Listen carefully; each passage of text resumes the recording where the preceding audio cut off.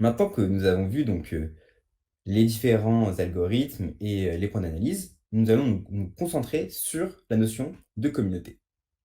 Donc tout d'abord, avec des sous-graphes particuliers, on peut voir ici, une clique, c'est un sous-graphe entièrement connecté, c'est-à-dire, tous les points sont reliés entre eux. C'est l'exemple que je donnais avec un groupe d'amis où tout le monde serait ami avec tout le monde. Une n-clique, c'est un sous-graphe tel que la distance entre les nœuds soit inférieure à n. Donc ça peut être, très précis, enfin très utile, si vous voulez, éviter de perdre une information ou éviter de perdre du temps. Directement prendre des gens qui se connaissent ou alors, qui ont un entourage très proche. Un n-clan, excusez-moi, c'est une n-clique de diamètre n au plus. Et enfin, un n-club, c'est un sous-graphe de diamètre maximal n. Donc, on peut aussi définir d'autres sous-graphes, comme le k-degree set. C'est un sous-graphe dans lequel tous les points ont un degré au moins de k, ou alors l'inverse, le k-out degree set, un sous-graphe dans lequel aucun sommet n'a plus de k lien sortant. Mais on ne les utilisera pas encore aujourd'hui, je vous les donne, pour votre culture personnelle encore une fois. Petite question, du coup, dans le clic, c'est un graphe complet. Dans le clic, oui, Ok, merci. c'est bien de suivre. Ensuite, donc vous allez me dire: «Mais comment peut-on, construire des communautés? Est-ce qu'on doit le faire forcément, au hasard? Ou est-ce qu'on est obligé d'avoir une, connaissance des données? Ou alors y existe-t-il des algorithmes ou autres qu'on peut utiliser?» Donc nous allons voir ici 2 approches différentes. Donc la première, l'approche ascendante. Donc comment faire pour faire une approche ascendante? Nous allons d'abord partir du principe que tous les points appartiennent à une communauté. Ensuite, nous allons donc calculer la distance entre chaque paire de points.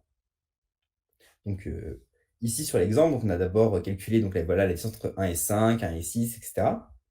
Ensuite, pour chaque point, on le fusionne avec son point le plus proche. Donc on a déjà voilà, un premier lot de communautés donc qui a été tracé. Ensuite, donc on répète ces étapes-là jusqu'à avoir tous les points qui appartiennent à une communauté.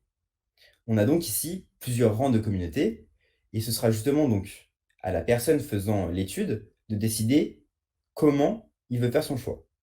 Donc très souvent, ce qu'on fait, c'est on cherche donc, soit à minimiser les distances, soit à lisser pour avoir une moyenne qu'on peut estimer acceptable.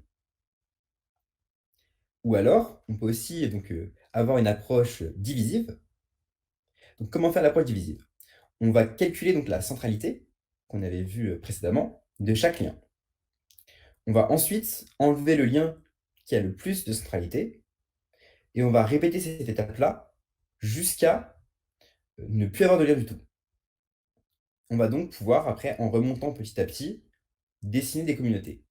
On va voir ici que après avoir fait cet algorithme, jusqu'à ne plus avoir de lien, nous aurions donc 14 communautés.